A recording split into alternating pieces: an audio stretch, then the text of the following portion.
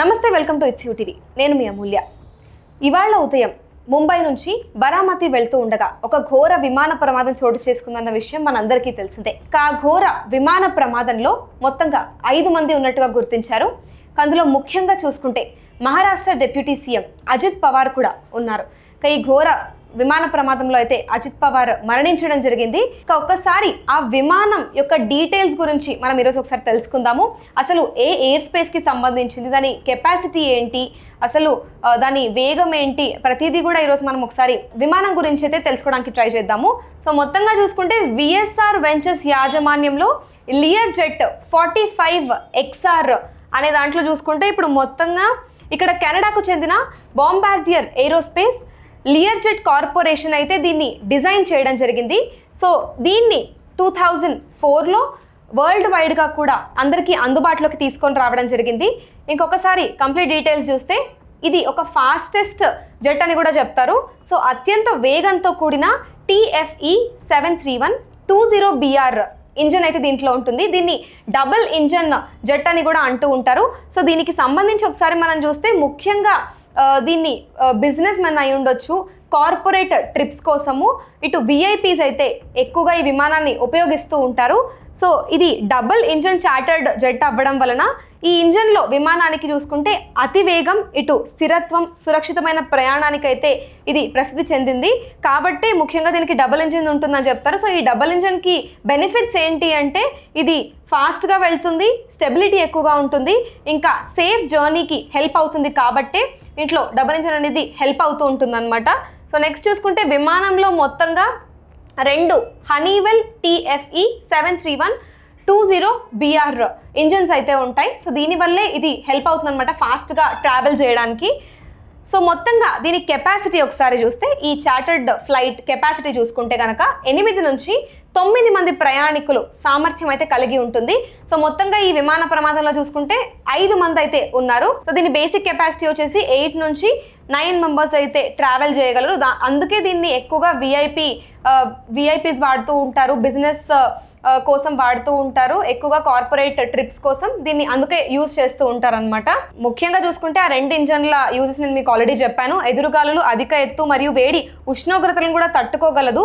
So బేసిక్గా high altitude అయి ఉండొచ్చు, ఎదురుగాలు అయి ఉండొచ్చు, వేడి ఉష్ణోగ్రతలను కూడా తట్టుకునే కెపాసిటీ ఉంటుంది. కాబట్టి ఎంత బ్యాడ్ వెదర్ కండిషన్స్ ఉన్నప్పటికీ కూడా తట్టుకునే కెపాసిటీ ఈ చార్టర్డ్ ఫ్లైట్కి అయితే ఉంటుంది.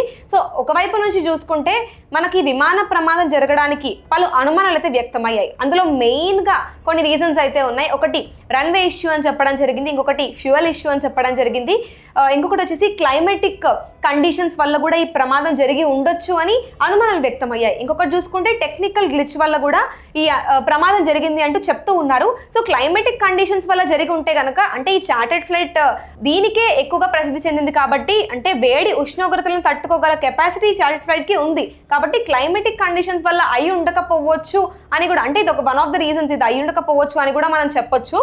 సో నెక్స్ట్ వచ్చేసి ముఖ్యంగా చూసుకుంటే దీని స్పీడ్ గురించి మాట్లాడుకుంటే గరిష్ట వేగం గంటకు 321.8703 కిలోమీటర్లు అనమాట.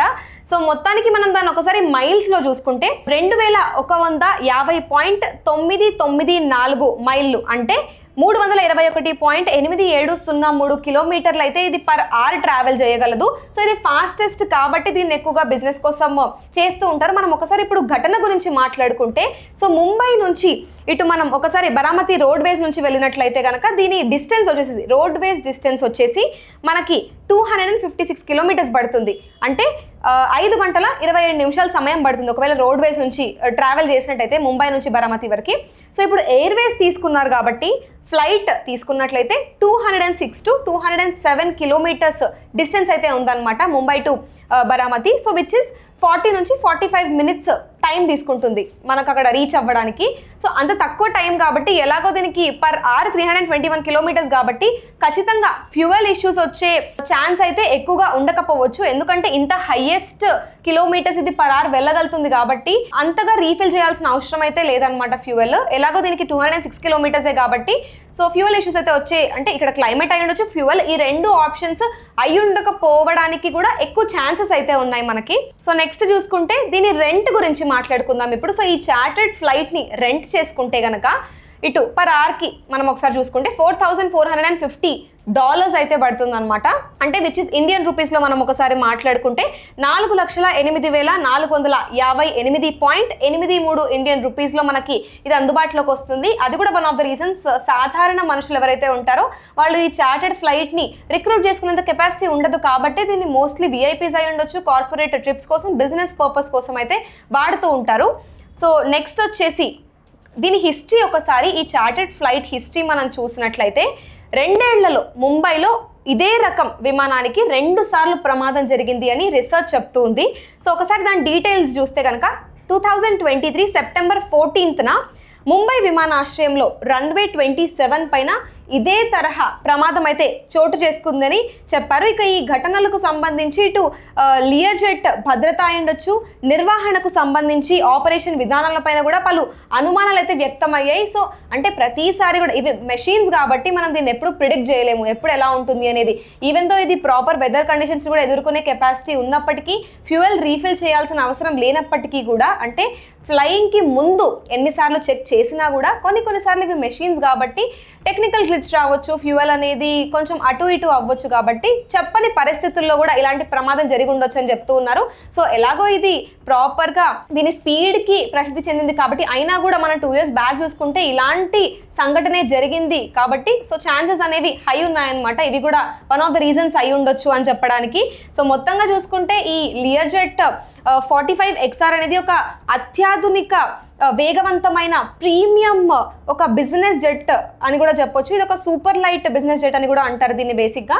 సో మొత్తానికి ఈ మొత్తం ప్రమాదం గురించి కూడా మనం ఒకసారి చూసుకుంటే బేసిక్గా దీనికి ఎక్కువగా టెక్నికల్ ఇష్యూస్ వల్లనే అయ్యే ఛాన్సెస్ ఉన్నాయంటూ పలు అనుమానాలు అయితే వ్యక్తం అవుతూ ఉన్నాయి. సో ఈ డీటెయిల్స్ అంతా మనం ఇప్పుడు ఒకసారి చూసాం కాబట్టి సో ఈ అంటే కంప్లీట్గా ఇంకా దర్యాప్తు జరుగుతూ ఉంది ప్రమాదం మీద. కంప్లీట్గా ఒకసారి విచారణ పూర్తయ్యాక, దర్యాప్తు కంప్లీట్ అయ్యాకే అసలు దేని వలన ఈ ప్రమాదం జరిగింది అనేది కూడా చెప్పడానికి ఎక్కువ ఛాన్సెస్ ఉంటాయన్నమాట. సో కంప్లీట్గా అయితే మనం ఒకసారి చూసుకుంటే ఈ సూపర్ లైట్ జెట్కి సంబంధించి అయితే విఎస్ఆర్ వెంచర్స్ యాజమాన్యంలో అయితే ఈ లియర్ జెట్ 45XR అయితే తీసుకొని రావడం జరిగింది, డిజైన్ చేయడం జరిగింది. సో 2004 నుంచే ఈ జెట్ అనేది అమల్లో ఉందన్నమాట. సో అంటే ఎక్కువ ఎక్స్పీరియన్స్డ్ జెట్టే కాబట్టి ఇది దాదాపుగా 16 years అనుకోవచ్చు మనము. సో 16 years అమల్లో ఉన్న జెట్కి ఇలా అంటే 2 years బ్యాక్ 2 సంఘటనలు జరిగాయి, మళ్ళీ తాజాగా ఇంకొక సంఘటన జరగడం అనేది పలు అనుమానాలను వ్యక్తం చేస్తుంది. దీని భద్రతా పైన ఉండొచ్చు, దీన్ని వీళ్ళు ఉపయోగించే విధానం పైన కూడా పలు అనుమానాలు అయితే వ్యక్తం అవుతున్నాయి. ఇంకా కంప్లీట్ దర్యాప్తులో అసలు ఈ ప్రమాదం ఎలా చోటు చేసుకుంది అనేది మాత్రం కంప్లీట్ క్లారిటీ అయితే ఇంకా రావాల్సి ఉంది.